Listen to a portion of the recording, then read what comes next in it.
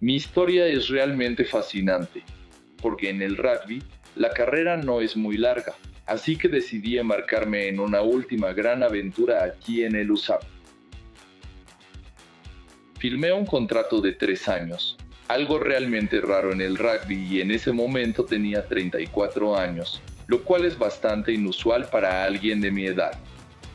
Desafortunadamente, solo jugué durante 6 meses porque en noviembre me resfrié, lo que provocó una conmoción cerebral. Los síntomas duraron más de una semana, así que fui a París para ver a un especialista en cerebro. Después del caos inesperado en el campo, tu equipo de doctores se preguntaba por qué no te estabas recuperando como esperaban y por qué no podías volver al campo como se anticipaba. Al final, tuviste muchos exámenes en el sur de Francia y en la región de París. Y se anuncia el diagnóstico definitivo que te impacta con la fuerza de un martillo. Tienes cáncer. Y el especialista en París me dijo, desafortunadamente, tus días de jugar rugby se han acabado. Tienes un tumor cerebral. Estaba completamente en shock. He tenido lesiones en mi carrera, pero nunca una lesión tan grave que me detuviera, que me impidiera seguir jugando rugby. No solo te afecta a ti, sino que impacta a toda tu familia. Te sometes a varias cirugías, mientras tu esposa se hace cargo, sola, de 3 hijos y te acompaña en el proceso. Así que durante aproximadamente 2 años mi querida esposa fue tanto la mamá como el papá en la familia. Después de la operación empecé a dormir 16 a 17 horas al día. Con esa cantidad de sueño, solo me despertaba para comer y saludar a los niños y luego volvía a la cama.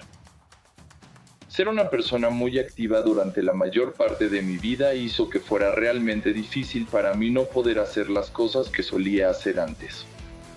Esto fue realmente muy difícil para mí. Podemos imaginar lo que viviste en ese momento, especialmente cuando escuchamos a todos estos atletas desde el lunes contándonos cómo una simple lesión puede realmente destrozar sueños enteros. No fue nada fácil. Esta fase de remisión, después de todas estas cirugías, no garantiza en ese momento que todo esté resuelto. Después de eso, tuve que someterme a 2 operaciones quirúrgicas, y todo esto ocurrió en el año 2018. Así que durante el resto de 2018, dormí aproximadamente entre 16 horas al día, y a veces 17 horas al día. Los cirujanos y los doctores me dijeron, escucha, esto es completamente normal. Así que seguiremos así hasta que estés listo para entrar en rehabilitación. En agosto de 2019, finalmente ingresé a rehabilitación, porque durante todo ese tiempo anterior no podía hablar con normalidad. Fue un proceso doloroso y desafiante. Tuve que reaprender a hablar desde cero. Tuve que aprender de nuevo a usar mis manos. Tengo una discapacidad en el lado izquierdo de mi cuerpo, y soy zurdo, así que ya no puedo escribir bien. Ahora escribo como un cangrejo. Ahora, te permites una pequeña risa, pero en lo más profundo, esto difícil. Se dice que para un atleta, la mente es tan importante como el cuerpo, pero luego llega un punto en que tu cuerpo no puede seguir el ritmo. Al final, ¿qué te dices a ti mismo? ¿Qué sientes en ese preciso momento? Me enfrenté a mí mismo con una pregunta clara y sincera. ¿De verdad quieres seguir viviendo de esta manera? Busqué en mi interior una respuesta genuina. Leí una entrevista donde decías, soy un buen tipo, tengo un buen estilo de vida, me permito algunos lujos de vez en cuando, pero no mucho. Entonces, ¿por qué yo? Eso sucedió en mi estancia en el centro de rehabilitación que fue un verdadero punto de inflexión. Me había concentrado tanto en lo que me había pasado que había ignorado el resto del mundo, pero allí mis ojos se abrieron a una visión más amplia. Siempre me preguntaba por qué a mí, por qué me pasó a mí y simplemente invertí la pregunta. Dije, ¿por qué no, si no soy nadie especial? Como creyente, te preguntas, Dios, ¿por qué? Ese es mi siguiente punto. Realmente pasé por una fase donde pensé, tal vez esto de ser cristiano no es para mí. O sea, yo me preguntaba honestamente cómo puede ser que yo, cómo puede Dios permitir que sus hijos sufran así. Además, mientras estaba en el centro de rehabilitación, nos ocurrieron 2 incidentes más, nos robaron el auto justo frente de nuestra casa. Y además nuestra casa en Sudáfrica se quemó. Con todas estas cosas en cuenta, realmente pensé, no quiero. Si esto es lo que le pasa a un cristiano, ya no quiero ser uno. Eso coincidió exactamente con el periodo de tiempo que pasé en la rehabilitación, donde me enfoqué en mi recuperación y bienestar. En la rehabilitación, había personas que habían perdido sus piernas, su brazo, que tenían que aprender a vivir sin una extremidad y, para mí, aunque tuve una operación cerebral, está bien porque puedo seguir adelante, puedo continuar con la vida. La gente en el centro de rehabilitación amplió mi perspectiva de la vida y me hizo concentrarme más en las bendiciones que tengo que lo contrario. Y cuando salí de la rehabilitación, me inscribí en el diploma de Educataire. Y definitivamente me metí en ese curso y lo pasé, y todo estaba en francés. Y obtuve mi diploma.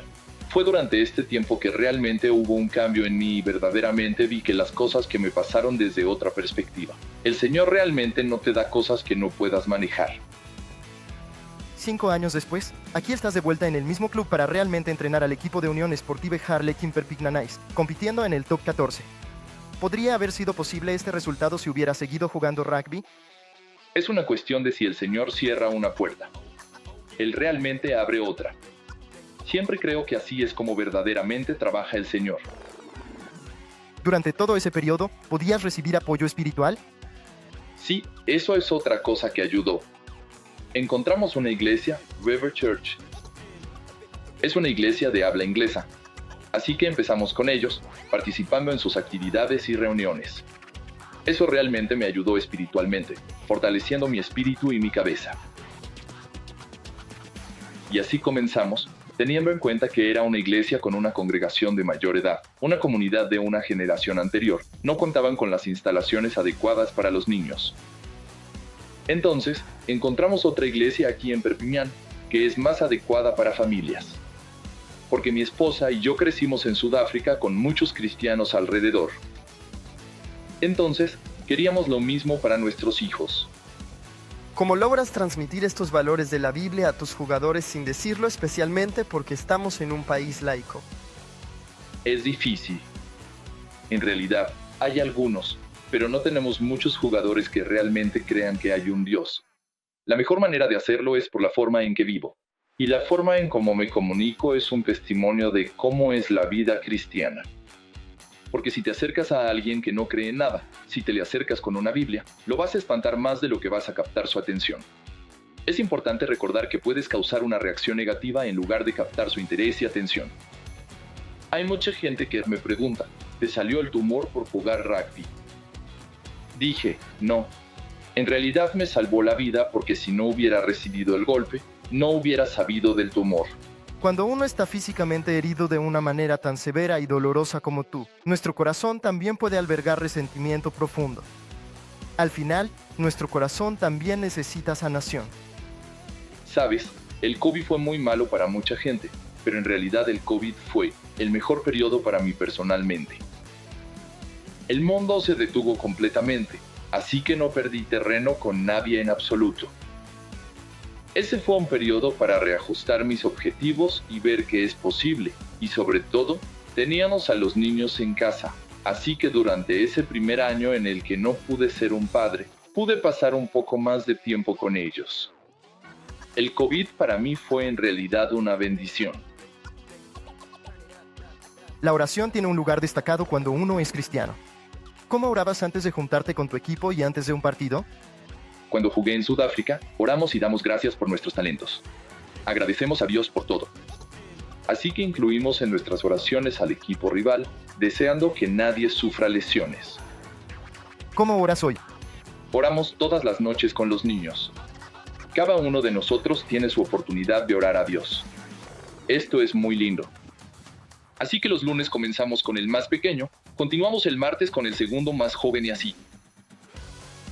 Avanzamos en orden, pero todos nos esforzamos y oramos cada noche. Es importante para mi esposa y para mí también orar porque los niños aprenden de nosotros. Si oramos, ellos aprenden a orar. Y oramos en diferentes idiomas. Así que mi hija ora en francés y otra ora en inglés. Un tiempo muy lindo. Gracias por tenerme aquí hoy.